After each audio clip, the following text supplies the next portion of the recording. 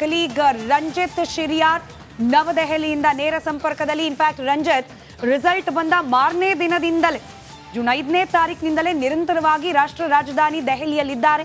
ಅಲ್ಲಾಗ್ತಾ ಇರುವ ಪ್ರತಿಯೊಂದು ಡೆವಲಪ್ಮೆಂಟ್ನ ನಿಮ್ಮವರೆಗೂ ತಲುಪಿಸುವ ಪ್ರಯತ್ನವನ್ನ ಮಾಡ್ತಿದ್ದಾರೆ. ರಂಜಿತ್ ಮತ್ತೊಮ್ಮೆ ನೇರ ಸಂಪರ್ಕದಲ್ಲಿ. ರಂಜಿತ್, ಎರಡನೇ ಸುತ್ತಿನ ಸಭೆ, ಈ ಸಭೆಯಲ್ಲಿ ಯಾರೆಲ್ಲ ಭಾಗಿಯಾಗಿದ್ದಾರೆ?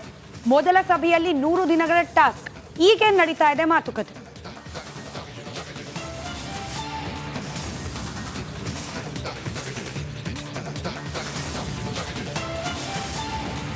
ಸ್ಮಿತಾ ರಂಗನಾಥ್, ಇನ್ನೇನು ಪ್ರಮಾಣ ವಚನಕ್ಕೆ ಸುಮಾರು 3 ಗಂಟೆ 15 ನಿಮಿಷಗಳ ಮಾತ್ರ ಬಾಕಿ ಇದೆ.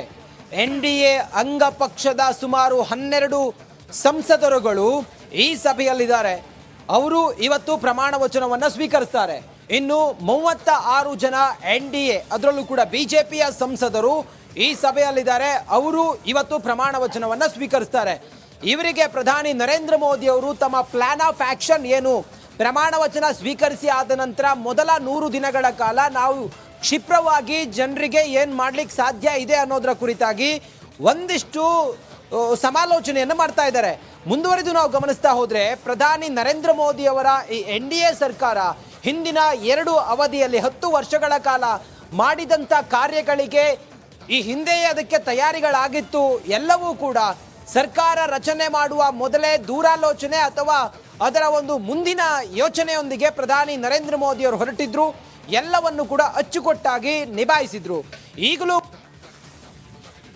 ಕೂಡ 3ನೇ ಅವಧಿಯಲ್ಲಿ ತೀಸರಿ ಬಾರ್ ಮೋದಿ ಸರ್ಕಾರ ಏನು ಮಾಡಬಹುದು ಅನ್ನೋದನ್ನ ಸತತ 1 ಗಂಟೆಯಿಂದಲೂ ಕೂಡ ನರೇಂದ್ರ ಮೋದಿ ಅವರು ಚರ್ಚೆ ಮಾತಾಡ್ತಾ ಯಾರು ಸಂಭಾವ್ಯ ಸಚಿವರಿದ್ದಾರೆ ಅವರಿಗೆ ಒಂದಿಷ್ಟು ಗೈಡ್ಲೈನ್ಸ್ ಅನ್ನ ನೀಡ್ತಾ ಇದ್ದಾರೆ.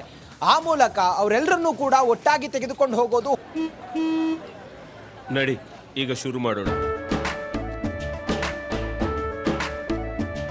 ಕೇಸರಿಯಿಂದ ಮನೋಲ್ಲಾಸ ಮನಸ್ಸು ಮತ್ತೇರಿ ಕುಣಿದಾಡಿದೆ ನೋಡು, ಮನಸ್ಸು ಮತ್ತೇರಿ ಕುಣಿದಾಡಿದೆ ನೋಡು.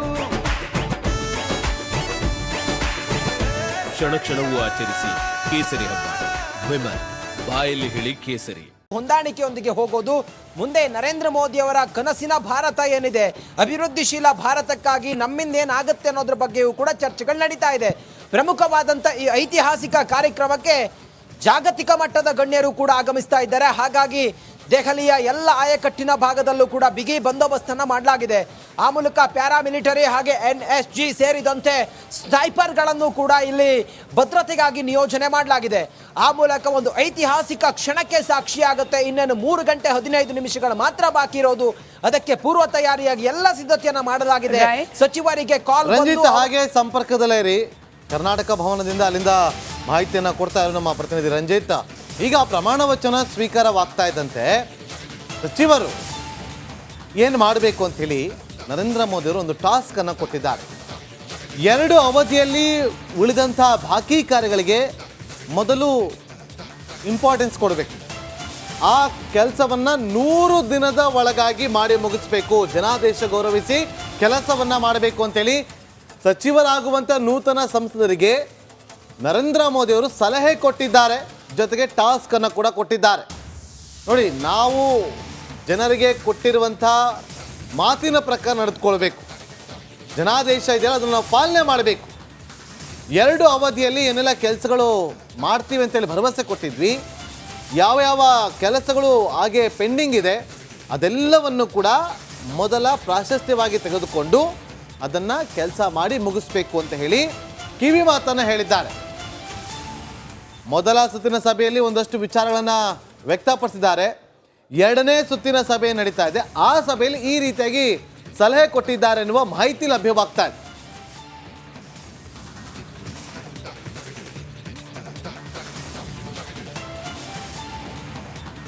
ನೋಡಿ, ಈಗ ಪ್ರಮುಖವಾಗಿ HD ಕುಮಾರಸ್ವಾಮಿ JDSನಿಂದ ಮಂಡ್ಯ ಲೋಕಸಭಾ ಕ್ಷೇತ್ರದಲ್ಲಿ ಸ್ಪರ್ಧಿಸಿ ಅವರು ಈಗ ಮೋದಿ ಕ್ಯಾಬಿನೆಟ್ನಲ್ಲಿ ಮಂತ್ರಿ ಆಗಲಿದ್ದಾರೆ.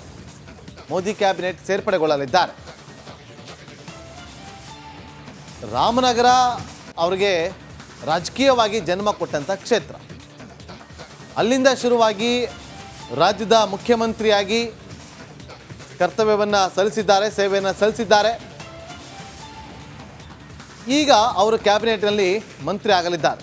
ಶೋಭಾ ಕರಂದ್ಲಾಜೆ ಕಳೆದ ಬಾರಿ ಕೂಡ ಸಚಿವೆಯಾಗಿದ್ರು. ರಾಜ್ಯ ಖಾತೆ ಸಚಿವೆಯಾಗಿ ಕಾರ್ಯವನ್ನ ನಿರ್ವಹಿಸಿದ್ದಾರೆ ಶೋಭಾ ಕರಂದ್ಲಾಜೆ ಅವರು. ರಾಜ್ಯದಲ್ಲೂ ಕೂಡ ರಾಜ್ಯ ಸರ್ಕಾರದ ಅವಧಿಯಲ್ಲೂ ಕೂಡ ಸಚಿವ ಸ್ಥಾನವನ್ನ ಆ ಜವಾಬ್ದಾರಿಯನ್ನ ನಿರ್ವಹಿಸಿದ ಒಂದು ಅನುಭವ ಶೋಭಾ ಕರಂದ್ಲಾಜೆ ಅವರಿಗೆ. ಹಾಗೆ ಒಕ್ಕಲಿಗ ಸಮುದಾಯದ ನಾಯಕಿ, ಹೀಗಾಗಿ ಶೋಭಾ ಕರಂದ್ಲಾಜೆ ಅವರನ್ನ ಕೂಡ ಸಚಿವ ಸಂಪುಟದಲ್ಲಿ ಮತ್ತೊಮ್ಮೆ ಸೇರ್ಪಡೆಗೊಳಿಸಿಕೊಳ್ಳುವ ನಿರ್ಧಾರವನ್ನ ಈ ಬಾರಿ ಮಾಡಲಾಗಿದೆ. ಶೋಭಾ ಕರಂದ್ಲಾಜೆ ಅವರ ಪ್ರೊಫೈಲ್ ನೀವು ಸ್ಕ್ರೀನ್ನ ಬಲಭಾಗದಲ್ಲಿ ಗಮನಿಸ್ತಾ ಇದ್ದೀರಿ.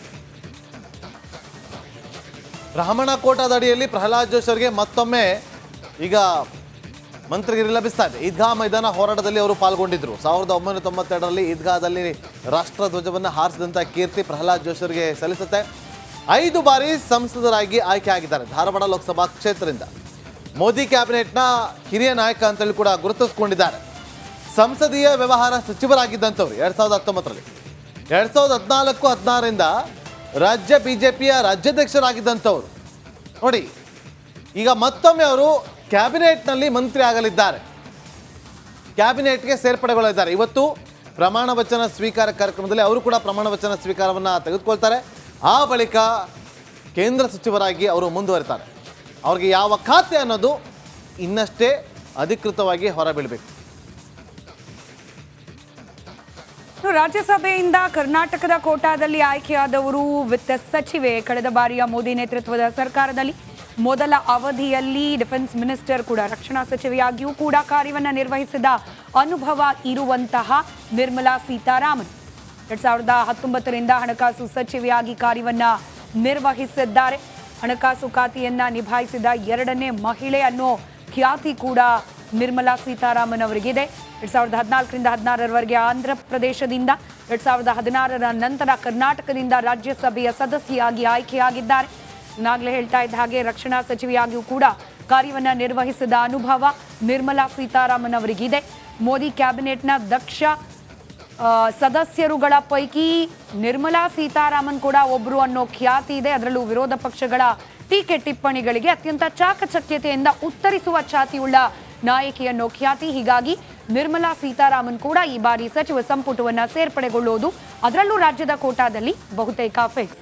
ಮತ್ತೊಬ್ಬ ನಾಯಕ ಸಂಸದ ವಿ ಸೋಮಣ್ಣ. ಅಳಿವು ಉಳಿವಿನ ಪ್ರಶ್ನೆ ಆಗಿತ್ತು. 1983-87 ಬೆಂಗಳೂರು ಪಾಲಿಕೆ ಸದಸ್ಯರಾಗಿದ್ದರು. ಬಿನ್ನಿಪೇಟೆ ಕ್ಷೇತ್ರದ ಜನತಾದಳದಿಂದ ಶಾಸಕರಾಗಿ ಆಯ್ಕೆಯಾಗಿದ್ದರು. ನಗರಾಭಿವೃದ್ಧಿ ಸಚಿವರಾಗಿದ್ದರು 96ರಿಂದ 99ರವರೆಗೆ. ಪಕ್ಷೇತರ ಅಭ್ಯರ್ಥಿಯಾಗಿ ಕೂಡ ಬಿನ್ನಿಪೇಟೆಯಿಂದ ಅವರು ಆಯ್ಕೆಯಾಗಿದ್ದರು. 2004 ಕೈ ಟಿಕೆಟ್ನಿಂದ 3ನೇ ಬಾರಿ ಅವರು ಆಯ್ಕೆಯಾಗಿದ್ದರು. 2008 ಕಾಂಗ್ರೆಸ್ನಿಂದ ಗೋವಿಂದರಾಜ್ ನಗರ ಕ್ಷೇತ್ರದಲ್ಲಿ ಅವರು ಸ್ಪರ್ಧಿಸಿ ಶಾಸಕರಾಗಿ ಆಯ್ಕೆಯಾಗಿದ್ದರು. 2010-18ರಲ್ಲಿ ವಿಧಾನ ಪರಿಷತ್ ಸದಸ್ಯರು ಕೂಡ ಈಗ ದೃಶ್ಯಾವಳಿಯಲ್ಲಿ ಗಮನಿಸ್ತಾ ಇದ್ದೀವಿ. ಬಸವರಾಜ ಬೊಮ್ಮಾಯಿ ಅವರು ಈಗ ಕಾಣಿಸ್ಕೊಂಡಿದ್ದಾರೆ. ಮಂತ್ರಿಗಿರಿ ಅವರಿಗೆ ಸಿಗೋದಿಲ್ಲ ಅಂತ ಗೊತ್ತಾಗಿ ಅವರು ಬೇಸರವನ್ನು ಕೂಡ ವ್ಯಕ್ತಪಡಿಸಿದ್ರು. ಕರ್ನಾಟಕ ಭವನಕ್ಕೆ ಅವರು ಆಗಮಿಸಿರುವಂಥ ದೃಶ್ಯಾವಳಿಯಲ್ಲಿ ಗಮನಿಸ್ತಾ ಇದ್ದೀರಿ. ಪ್ರಹ್ಲಾದ್ ಜೋಶಿ ಅವರು ಬಂದಿರೋ ಕೆಲವೇ ಕ್ಷಣಗಳ ಹಿಂದೆ ಅಷ್ಟೇ ಕರ್ನಾಟಕ ಭವನದಲ್ಲಿ ಬಸವರಾಜ ಬೊಮ್ಮಾಯಿ ಅವರು ಇದ್ದಾರೆ ಅಂತೇಳಿ, ಆದರೆ ಅವರು ಇರಲಿಲ್ಲ. ಅವ್ರ ಜೊತೆ ಮಾತುಕತೆ ನಡೆಸೋದಕ್ಕೆ ಮುಂದಾಗಿದ್ರು, ಅದು ಫೇಲ್ಯೂರ್ ಆಗಿತ್ತು. ಈಗ ಕರ್ನಾಟಕ ಭವನಕ್ಕೆ ಆಗಮಿಸಿ ತೆರಳುತ್ತಾ ಇರುವಂಥ ದೃಶ್ಯಾವಳಿಯನ್ನು ಗಮನಿಸ್ತಾ ಇದ್ದೀರಿ. ಬಸವರಾಜ ಬೊಮ್ಮಾಯಿ ಅವರು ದೆಹಲಿಯಲ್ಲಿರುವಂಥ KP ಭವನ ಕರ್ನಾಟಕ ಭವನಕ್ಕೆ ಈಗ ಆಗಮಿಸಿದ್ದಾರೆ. ಪ್ರಹ್ಲಾದ್ ಜೋಶಿ ಅವರು ಕೂಡ ಕರ್ನಾಟಕ ಭವನದತ್ತ ಆಗಮಿಸಿ ತೆರಳುತ್ತಾ ಇರುವಂಥ ದೃಶ್ಯಾವಳಿ.